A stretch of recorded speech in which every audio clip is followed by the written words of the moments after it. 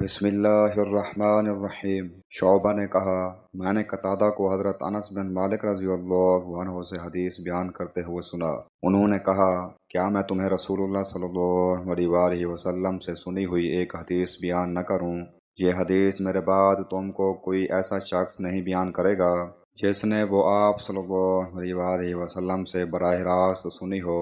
قیامت کی نشانیوں میں سے ہے کہ علم اٹھ جائے گا، جہالت نمایاں ہو جائے گی، زنا پھیل جائے گا، شراب پی جانے لگے گی، مرد رخصت ہو جائیں گے اور عورتیں باقی رہ جائیں گی، یہاں تک کہ 50 عورتوں کے معاملات کا نگران ایک رہ جائے گا۔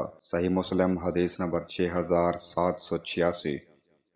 شفیق نے بیان کیا کہ میں عبداللہ بن مسعود اور ابو موسیٰ رضی اللہ عنہما کے ساتھ تھا۔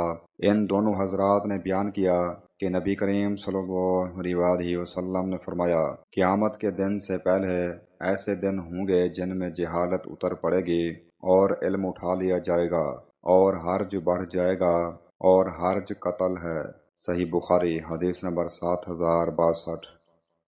نبی کریم صلی اللہ علیہ وآلہ وسلم کی زوجہ مطہرہ ام سلمہ رضی اللہ عنہا نے بیان کیا کہ ایک رات رسول اللہ صلی اللہ علیہ وآلہ وسلم گھبرائے ہوئے بیدار ہوئے اور فرمایا، اللہ کی ذات پاک ہے، اللہ تعالیٰ نے کیا خزانے نازل کیے ہیں اور کتنے فتنے اتارے ہیں، ان حجرہ والیوں کو کوئی بیدار کیوں نہ کرے۔ آپ کی مراد ازواج مطہرات سے تھی تاکہ یہ نماز پڑھیں۔ بہت سی دنیا میں کپڑے بریک پہننے والیاں آخرت میں ننگی ہوں گی۔ صحیح بخاری حدیث نمبر 7069۔ نعمان بن بشیر رضی اللہ عنہ سے روایت ہے، وہ بیان کرتے تھے کہ رسول کریم صلی اللہ علیہ وآلہ وسلم نے فرمایا، تم مومنوں کو آپس میں ایک دوسرے کے ساتھ رحمت و محبت کا معاملہ کرنا اور ایک دوسرے کے ساتھ لطف و نرم خوئی میں ایک جسم جیسا پاؤ گے کہ جب اس کا کوئی ٹکڑا بھی تکلیف میں ہوتا ہے تو سارا جسم تکلیف میں ہوتا ہے، ایسا کہ نیند اڑ جاتی ہے اور جسم بخار میں مبتلا ہو جاتا ہے۔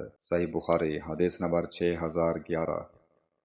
انس بن مالک رضی اللہ عنہ کہتے ہیں کہ رسول اللہ صلی اللہ علیہ وآلہ وسلم نے فرمایا، قیامت نہیں قائم ہوگی یہاں تک کہ زمانہ قریب ہو جائے گا، سال ایک مہینے کے برابر ہو جائے گا، جبکہ ایک مہینہ ایک ہفتے کے برابر، اور ایک ہفتہ ایک دن کے برابر، اور ایک دن ایک ساعت گھڑی کے برابر ہو جائے گا، اور ایک ساعت گھڑی آگ سے پیدا ہونے والے چنگاری کے برابر ہو جائے گی۔